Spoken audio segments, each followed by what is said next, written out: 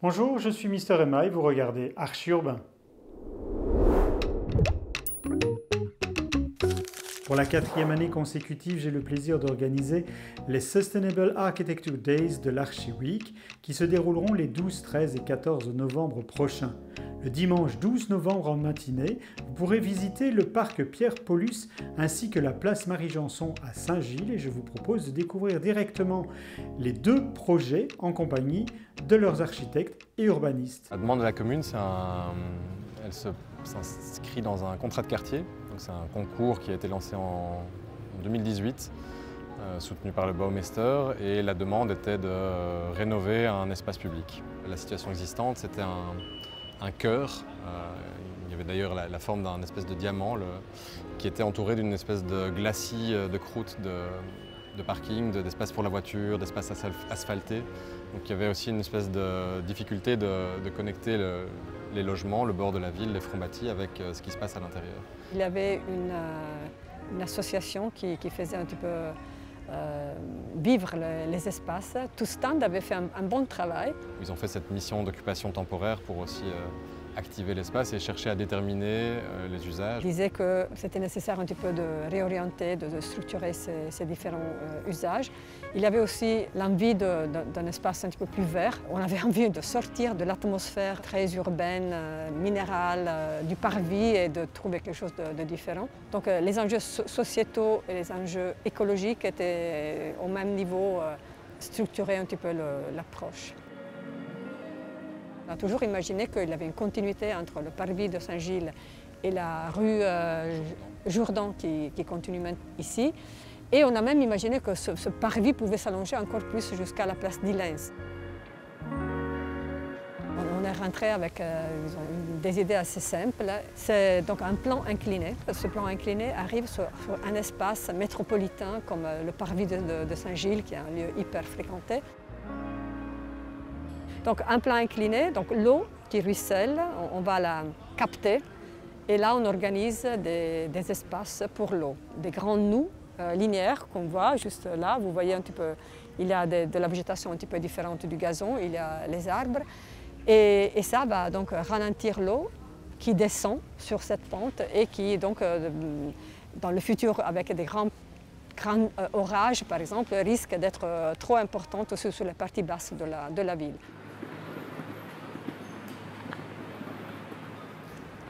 Et après, il y a une canopée d'arbres. Il y a des arbres qui existent, donc on va les garder. Et ça n'a pas été si simple parce que ces arbres avaient des racines très horizontales. On a vu qu'il y avait des risques de perdre aussi les arbres, donc on a dû faire beaucoup d'attention. On a sélectionné les arbres qui avaient quelques maladies et on a après planté de nouveaux arbres, très grands arbres qu'on espère pourront grandir vraiment beaucoup. Voilà, donc 3 idées. Une pente, allonger l'espace du parvis et une canopée verte. Tout le reste, c'est l'interprétation des usages, des pratiques, etc.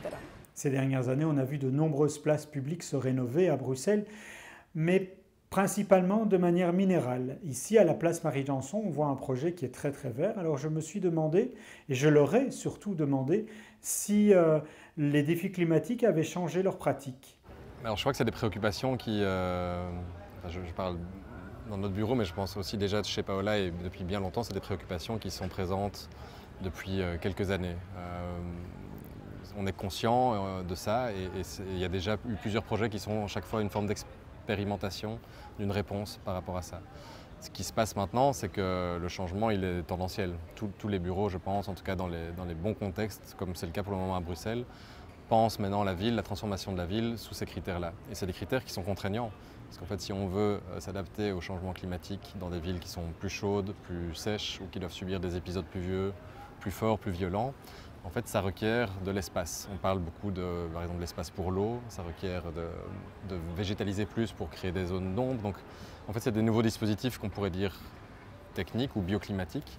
Et il faut leur faire de la place dans l'espace public. Et donc ça, de manière très précise, ça implique dans la manière de faire du projet aussi de trouver la manière de faire de la place à ces noues paysagères, ces wadis, ou à ces nouveaux arbres, à ces systèmes hydrauliques de gestion des eaux, tout en conservant aussi la même ambition pour le vivre ensemble, pour des usages de jeux, de rencontres, de marché, enfin tout ce qui fait la ville au quotidien. Donc ça c'est une difficulté où je pense que tout le monde est en train d'essayer de voir comment les choses cohabitent et comment est-ce que tout ça fait à la fin paysage ou espace public. Cet été à Bruxelles, on a vu par exemple à la place Rogier une privatisation de l'espace public pour réorganiser des jeux d'enfants sur des châteaux gonflables. On a vu à la place de Brouckère arriver les plaisirs d'été. Deux places dans lesquelles il y a des fontaines où j'avais vu les années précédentes de nombreux enfants s'amuser entièrement gratuitement. Ici, à la place Marie-Janson, on voit que toutes les activités sont entièrement gratuites. Alors je me demandais ce qu'en pensaient les urbanistes. Tu as utilisé le mot gratuit et c'est un terme qu'on a longtemps discuté dans l'équipe et qui était au cœur aussi, dès le concours, au cœur de la proposition. Cet espace, pour nous, devait être gratuit, avec tout ce que ça implique. Au sens dont tu viens de le dire. On est en fait dans une ville dense, avec des espaces commerciaux d'horeca nombreux.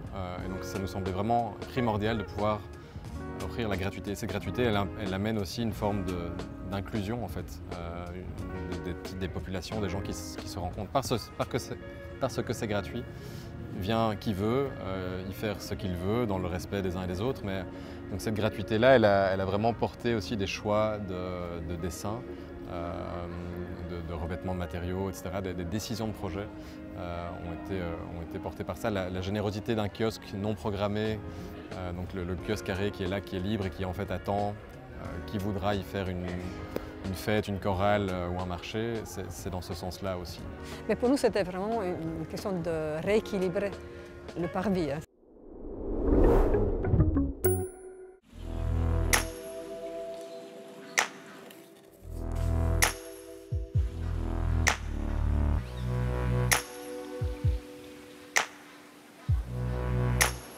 Vincent Pierret, architecte.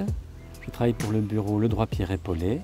Nous sommes dans le parc Pierre-Paulus. Sur le projet ici, on a travaillé avec du paysage, Virginie Pigeon et Sébastien Hochet. Le parc Pierre-Paulus, à l'origine, c'est deux jardins indépendants. Une partie est liée à la maison Pelgrims et puis une partie en haut qui était liée à un couvent. La composition, elle est vraiment conçue comme un décor. Il y a des rocailles, il y a des choses qui sont fausses. Toute cette mise en scène du début du XXe siècle, c'est réellement construit comme un décor, en relation avec cette maison Pelgrims.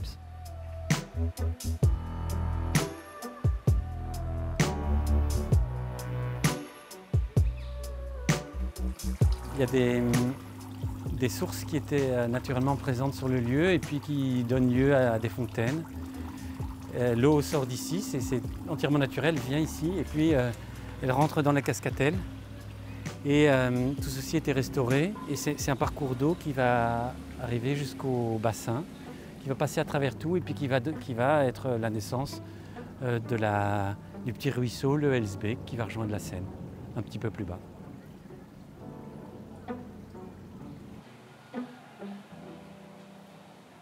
Notre projet tente de relier les deux parties et de les transformer en un grand parc. Le pertuis du métro est passé exactement entre les deux jardins. Il était plutôt question de fabriquer des infrastructures plutôt que d'intervenir dans un parc.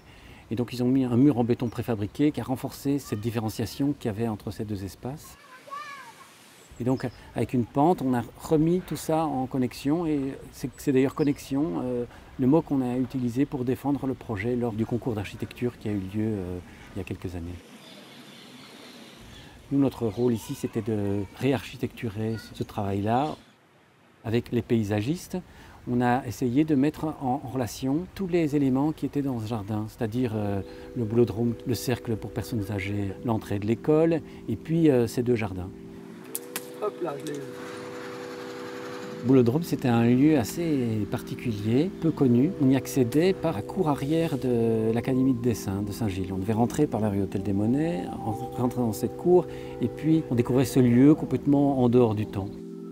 On a proposé de l'ouvrir vers le parc pour le rendre au plus d'habitants possible, et en remettant la cafétéria en relation avec le parc pour pouvoir créer un nouveau lieu dans un parc un peu à l'image de toutes les guinguettes qu'on trouve maintenant dans les parcs.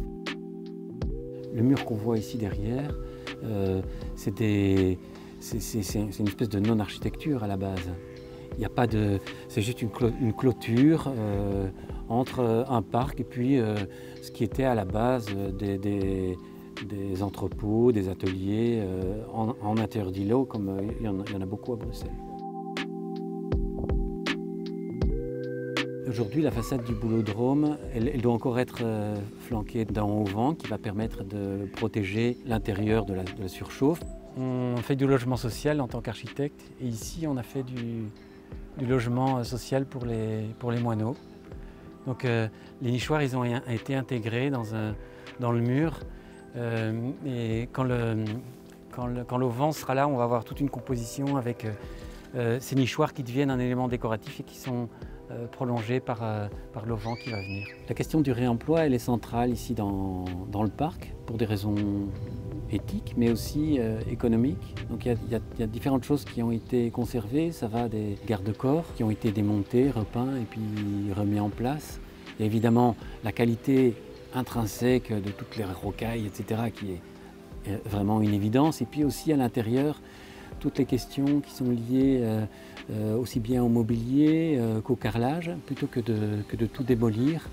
Eh bien, on a complété, corrigé pour faire évoluer le lieu, mais en même temps lui conserver une certaine mémoire et lui donner plus d'épaisseur dans son langage.